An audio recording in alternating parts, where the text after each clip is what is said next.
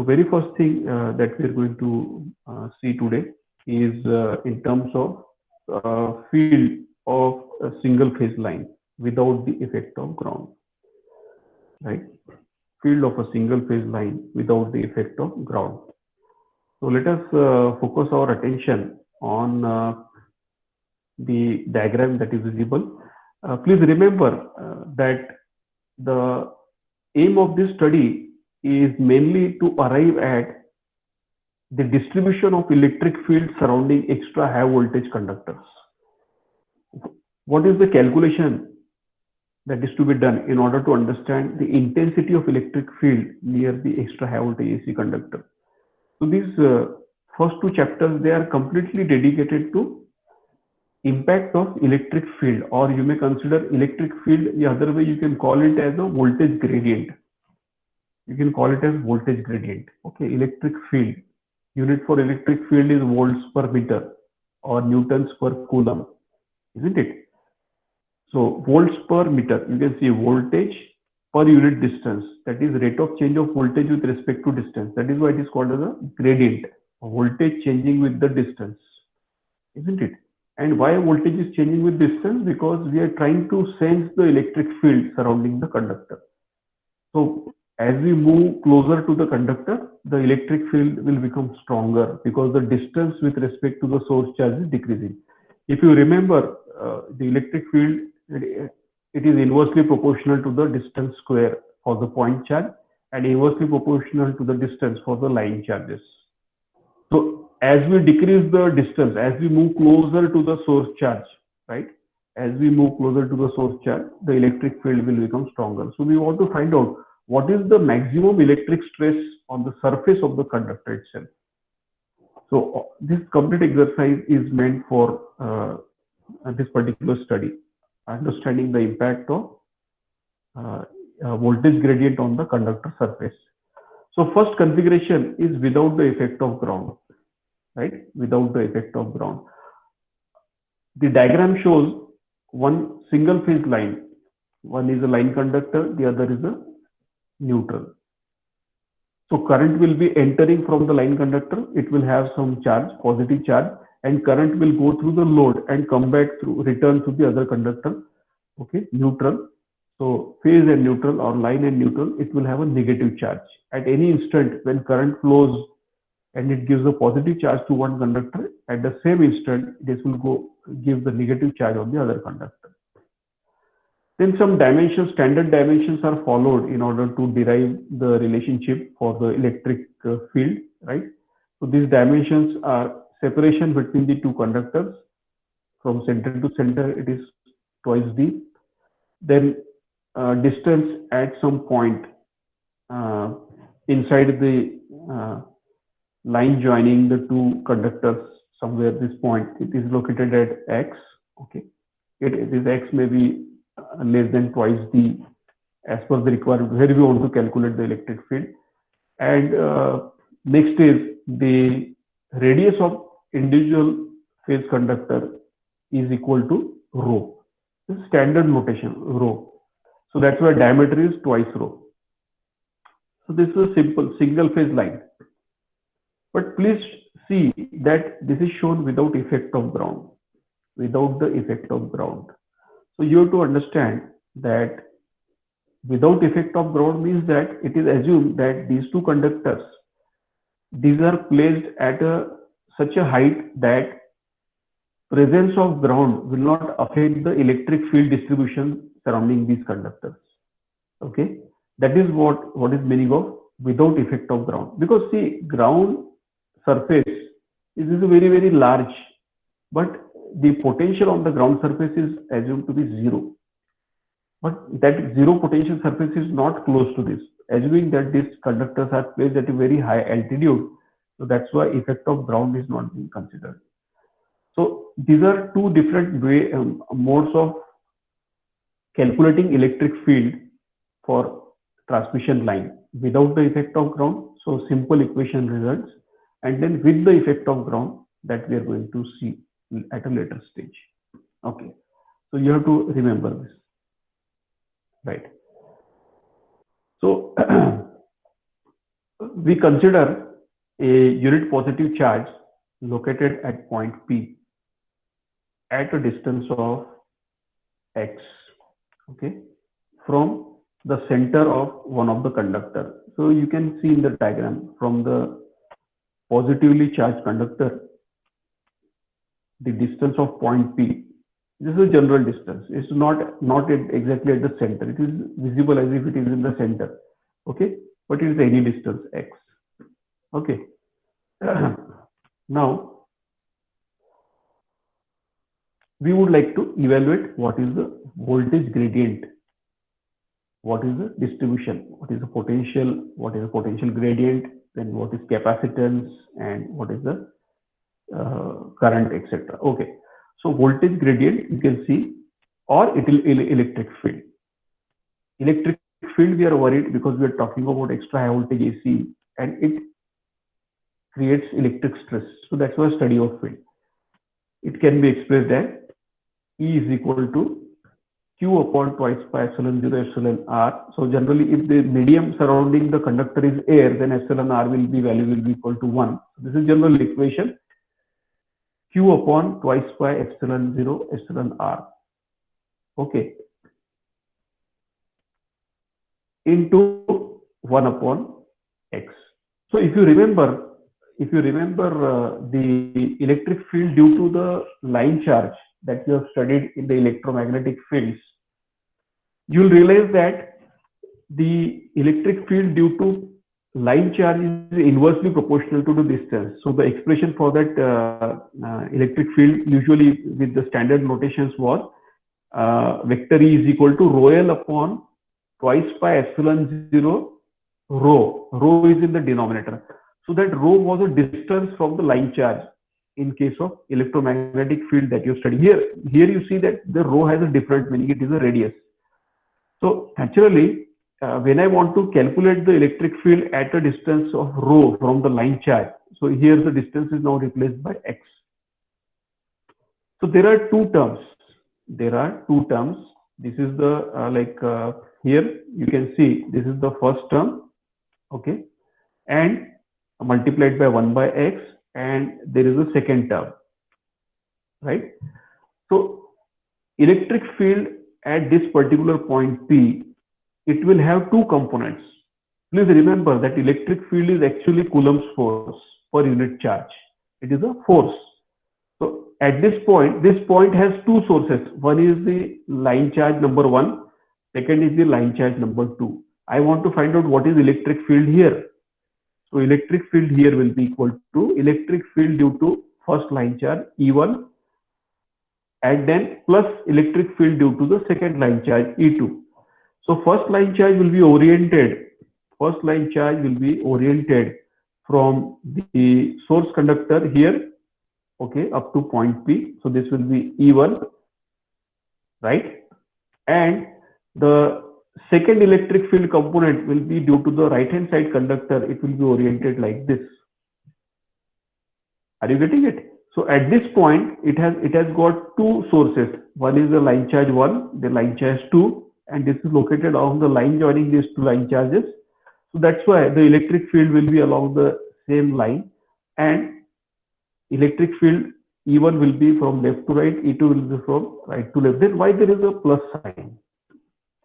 Now distance, of course, we can understand. Distance of this point from this charge is x, and naturally distance of this line from this point will be 2d minus x, because total distance is 2d. So if this is x, so this what remains is 2d minus x. So that is the second term. But please note that we have written the charge to be equal to q.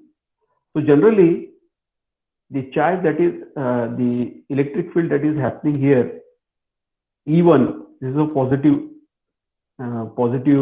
direction. Let us consider E1, first component, due to the left hand side charge, and second is E2. So E2, what is the charge on E2? Charge on E2 is minus q. It is not plus q. Charge on Q1, this is the first charge is q, second is a minus q, isn't it? So the second term will have minus q, and I have taken q outside, okay, and kept the minus sign inside, and but see that this electric field is in opposition to E1, right? This is in opposition. But although this is opposition, but this charge is also negative. That's why you can see that this is a positive. Minus Q, and then this field will, we have to write E1 minus E2. They are net, this is the net cancellation. E1 minus E2. But E2 is again negative because of by virtue of negative charge. Consequently, you get here a positive. E1 minus E2 because they are exactly in opposition. They are not additive. But E1 is due to positive charge, so it's here. But E2 is due to the negative charge. So that's why you can see here that actually this is coming out to be a addition of the two components. Okay. So I hope you realize it is nothing new. Those who have understood the electromagnetic field subject to some extent, no problem. They will be able to understand. Otherwise, I'll be able to help you around here.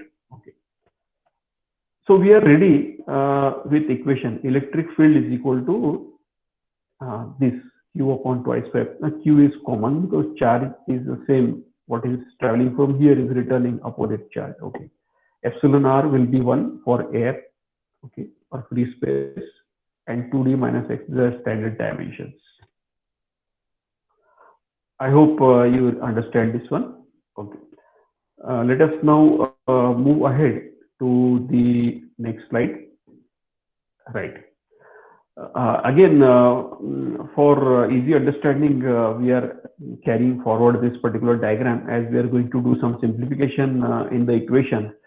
Always we are happy to see the simplifications that are happening, because simplification of the equation takes care of a lot many complicated terms in the general form, and it brings us to a final form which is easier to remember and apply to any configuration. So that is the power of mathematics. Okay, to start with, you start with many assumptions that simplify the equation, and then later on you realize that actually the equation can be applied to any scenario. Okay, so that is what the idea. So first of all, we would like to find out the electric stress on the conductor surface. This is where the electric field will be strongest, and we are worried about presence of electric stress because it affects the design of insulator, it affects the coronal losses, and it affects so many things that we are going to study at a later stage. So on the surface, what is electric stress? That is the measure we want to do. Now naturally, what will happen is that I will have to move this particular point P, right over onto the surface, right? I have to move this point P onto the surface of one of the conductors. So I may move this on the surface of left hand side conductor. So in that case, what will happen is that x will be equal to rho. So this distance x, distance from the center of the conductor all the way up to point P. If point P reaches the surface of the conductor, so we'll be able to calculate electric field at point P, which is on the surface of the conductor. X will be equal to rho. That is the radius of the thin conductor. But please understand that when we are trying to measure electric field on the surface of the conductor, x will be equal to rho. So you can see generally if you observe any transmission tower structure or line or pole, you always realize that the diameter of the conductor compared to the spacing between the phase conductor is very small. Okay, very small. That's why we write here that actually rho is very less as compared to the separation between the phase conductors. Right, conductor radius rho is very small as compared to the distance between the phase conductor. Tower के ऊपर वो इतने दूर रहते हैं और वो conductor का अपना रेडियस तो बहुत ही छोटा रहता है. It's very small, maybe some less than 1 centimeter or so, like that. Okay, for single phase line. So this leads to the further simplification. We did not go ahead with the very big equation. So what happens is that the second term 1 upon twice d minus x, second term in the equation that we have seen in the previous slide. So here x is equal to rho, and rho is very small as compared to 2d. So 1 by twice d minus x can be equated, approximated as 1 by twice d. X is negligible, 1 by twice d. And consequently, the term inside the bracket for the equation 1 upon x plus 1 upon twice d minus x will now become 1 upon rho plus 1 upon twice d. Minus rho is not there, 1 upon twice d. So this is the ratio. Again, rho is very, very small. It's the radius of the conductor. 2d is very, very large. So what happens is that this 1 by 2d will be negligible as compared to 1 by rho. This is very small. So 1 by rho. So this can be approximated as 1 by rho. So it's a fair enough approximation, and it gives accurate results as far as the calculation of electric stress is concerned. Hence, the surface voltage gradient will be simply obtained as this particular equation. Okay, that is Q upon twice pi epsilon 0 epsilon r 1 upon rho. Please remember that this particular Q, which is specified here, is a charge per unit length. This is a charge per unit length because it is a line charge. See, line charge will have any length. It may have, let us say, 100 kilometers, 200 kilometers, or maybe 50 meters, anything. So if you remember electric field expression for a line charge Q, so it's a rho L upon twice pi epsilon 0 rho. Rho L, line charge density. How much charge is evenly distributed per unit length of the line? So this is in coulombs per meter. That's why we get electric field in volts per meter. Okay. So you have to remember Q upon 12. See, this is much easier expression as compared to so many terms that were there, but they were not really useful because of the configuration of the line conductor. So we have obtained surface voltage gradient. If I try to tell you that please find out what is the electric stress on the surface, if you know the charge per unit length, you will be able to find out. If you know the radius of the conductor, you can easily find out what is the electric stress. तो जैसे हम लोग high voltage study करते समय हमेशा देखो electric stress calculate करते हैं. How much is the strength of the electric field between the conductor, so kV per centimetre, because that is very vital in terms of understanding how ionization will occur or whether the space between the conductor can fail and cause a fault. So that is the idea. Okay. Now we move further to the second point, like we did in case of the point charges. There we first express the expression for the electric field.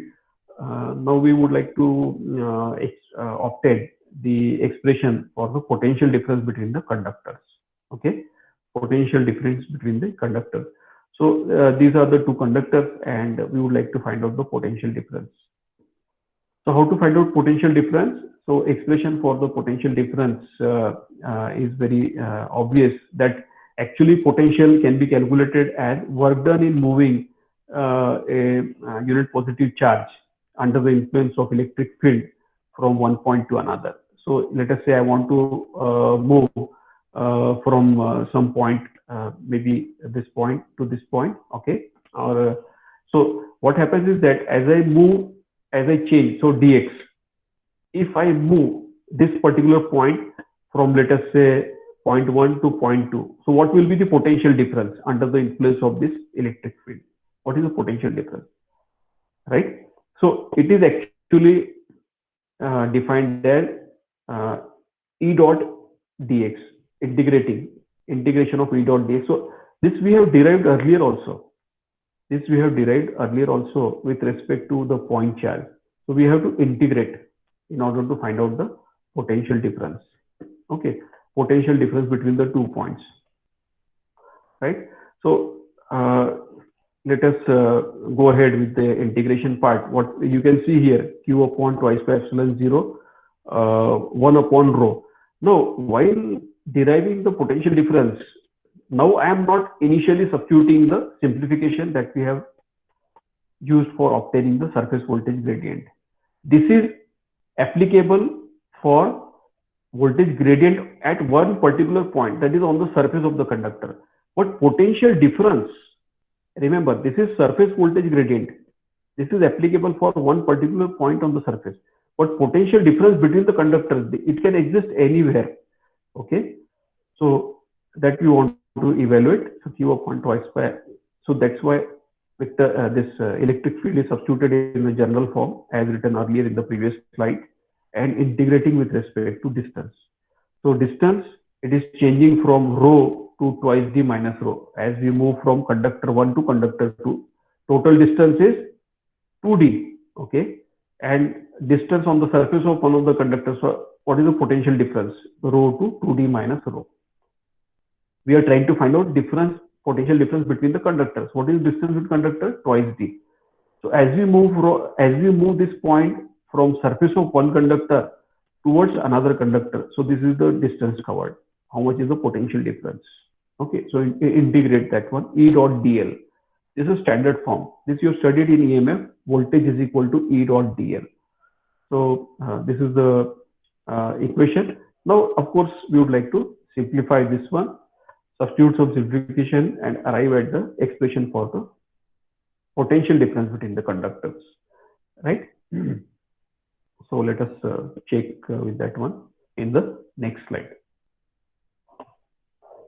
right? If we try to simplify the integration, so V is equal to Q upon pi epsilon 0. So twice will get vanish because of the integration process. That, of course, from the previous slide, if you observe, right? If you observe from the previous slide, that is this particular equation, so integration, it's not a big deal. You will be able to evaluate it and simplify, okay, and then move to the next slide. So that's where you arrive. Equation is of this form: 2d minus rho upon rho.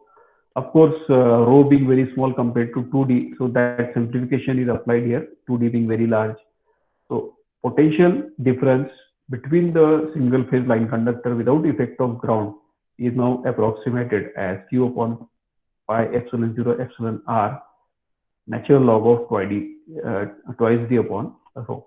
This is the expression. If you know the potential difference, you can always calculate the capacitance per unit length. This is capacitance per unit length because we are talking about transmission line.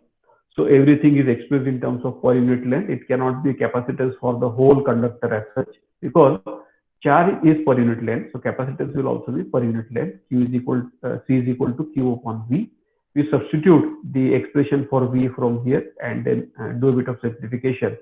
So pi epsilon 0 epsilon r upon twice d rho. So these are the two equations. More or less, this is what you are actually trying to just apply your understanding of potential difference from the second year level here for single phase transmission line. If you want to calculate capacitance of a single phase transmission line per unit length, this will be the expression. Wherein these are all the constants in the numerator, and these are actually the dimensions, spacing between the conductors and radius of individual conductor. अगर आपको बोला कि please find out capacitance per unit length of the line, so capacitance you can see it depends upon the dimensions and permittivity of the space. It doesn't depend upon the applied voltage rather. Okay, so this is the idea we derive for the single phase line without the effect of ground. Okay, so let us now move ahead further and consider the effect of ground. So next derivation that is coming up is in terms of field of a single phase line. Okay, field of a single phase line with effect of ground. Please remember. Now, the question will come to your mind is what is the difference between electric field calculation with respect to without the ground and then with ground? So the answer is fairly simple here, that if you realize that generally what happens is that the ground surface is considered to be a zero potential surface. It is considered the reference for all electrical apparatus, isn't it? Ground is assumed to be a zero potential. It doesn't carry any charges. So it's a neutral, isn't it? So what happens is that the ground surface is assumed to have a zero potential for the purpose of evaluating electric field stress due to charge on the line conductors. So just observe here that when we say that this is a zero potential surface, so this distance is equal to from conductor all the way to the ground is, let us say, some distance h, height of the tower, isn't it? But at the same time, you can consider this distance, isn't it? So what happens is that distance 1 and then distance 2. Here, the charge is not moving. So what we generally imagine here is that as I travel longer distance, isn't it? So electric field here should have been weaker, isn't it? The electric field should have been weaker. And consequently, if electric field is weak here as compared to this particular point, which is closer to the charge, so electric field here value it is different, electric field value here it is different. So how to arrive at a uniform electric or zero potential surface? But this is zero potential surface. So what happens is that the difference between these two unevenness, this will come into picture provided ground is closer to the line conductors. You can see line conductors, if they are closer, ground is closer. Let us imagine that this ground in the earlier case that we have considered, isn't it? That we have considered, if, let us say that ground is far away, okay? The ground conductor, if I imagine this to be here down at the bottom, it's a far away. So that was the effect without the ground. Okay, if it is far away, then what will happen is that now if I try to project electric field at this point, and then again at some point which is exactly parallel to the point that I have drawn above. Okay, now you observe that distance between these two, difference between the distance of these two lines is very negligible. So this indicates that electric field is fairly uniform when we are not considering the ground, because the ground is far away from the conductor, and we can easily say that whatever electric field calculations we are doing, it will not be affected due to this ground or zero potential surface. If zero potential surface is very close, you can see the difference between this point and this point is quite prominent. And naturally, for this, the studies are conducted, and a method of images has been proposed for evaluating the electric field. Method of images, okay, for evaluating the electric field. It just suggests that one of the methods wherein there are image conductors present corresponding to each of the line conductors overhead, and it will have charges of equal magnitude but opposite polarity. So what happens is that whenever such charges of equal and opposite polarity are imagined, these are imaginary actually, then only it will be possible to have a equipotential surface on the surface of the ground. Okay, so then only this will be possible. So this is the concept, like we try to solve the real and reactive power calculations. So that imaginary power, isn't it? It is required in order to have, in order to consider a fraction of power that simply does no work, but it is responsible for transfer of energy. Similar concept is here, a method of image conductor, wherein the imaginary conductors or image conductors are imagined with respect to the calculations below the ground surface, so that ground potential is considered to be equipotential or zero potential surface, and electric field distribution is unaffected due to the presence of ground. So that is what the idea. So considering this in mind, now let us again come to charge on conductor, single phase line conductor. This is conductor 1, conductor 2. For the purpose of generalization of the equation, this we are not writing initially as plus q and minus q, rather we are writing them to be conductor 1 having charge q1, conductor 2 having charge q2. Later we are going to substitute for single phase line case. Actually q1 will be equal to q, q1 will be equal to q, and q2 will be equal to minus q. Okay.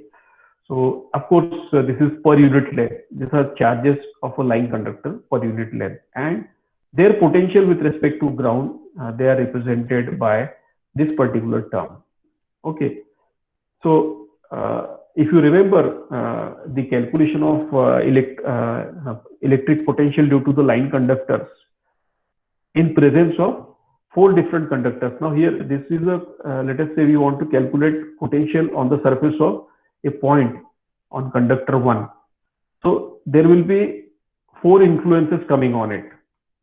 First is due to the charge on the conductor itself. Second is due to the charge on the other phase conductor. Third, due to charge on the image conductor of itself, and fourth is the image charge due to the conductor on the image of the second conductor.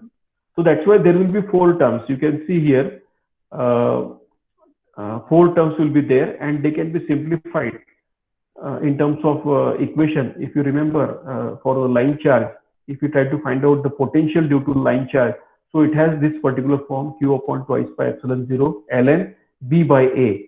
ये derive किया है आपने electromagnetic fields में second year में, ln b by a. Okay, so wherein b is the distance from the other conductor. Let us say it is trying to find out electric potential due to its own image, so that b is twice h1.